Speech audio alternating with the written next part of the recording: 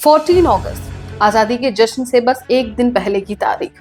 लेकिन क्या आप जानते हैं कि इस दिन करोड़ों हिंदुओं, सिखों और मुसलमानों के लिए जश्न नहीं, खून, लाशों और चीखों का मंजर था। यही है विभाजन विभीषिका, पार्टीशन हॉरर।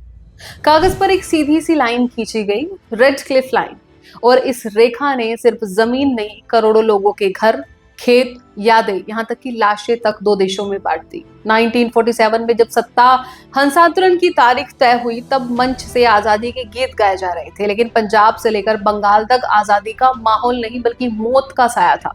वहीं बस एक सवाल गूंज रहा था, तुम्हारा धर्म क्या है? और इस सवाल का जवाब न देने वालों को जिंदा नहीं छोड़ा गया।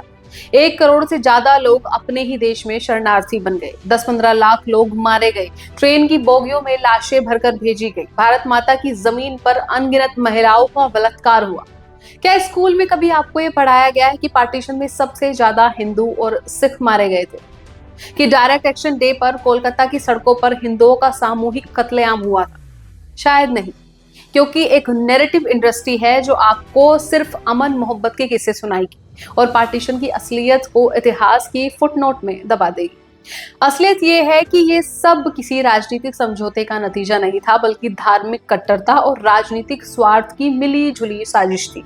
और इसकी कीमत चुकाई आम आदमी ने, जिनके पास न अंग्रेजी ताकत थी, ना कोई जिन्ना जैसा नेता, बस अपने खेत, अपना कुआं और सर पर एक छत थी। एक सुबह उन्हें कहा गया कि भागो, नहीं तो मारे जाओगे। तो भाग निकले।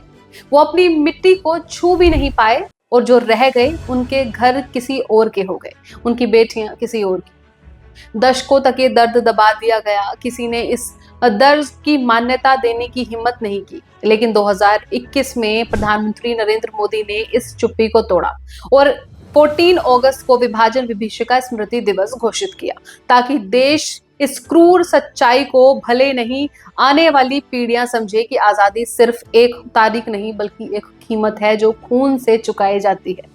तो आज के दिन अगर आप सच में अमन चाहते हैं तो इसे याद रखिए और अपनी अगली पीढ़ी को सुनाइए, क्योंकि पार्टीशन ने हिंदुस्तान के जिस जिस्म के टुकड़े को नोचा है, उसके निशान आज भी मिटे नहीं। आप देख रहे थे हरियाणा वृतांत। मैं थी आपके साथ तनु शर्मा। ऐसे ही देश और हरियाणा से जुड़ी खास खबरों के लिए देखते रहिए हरियाणा वृतांत। नमस्कार।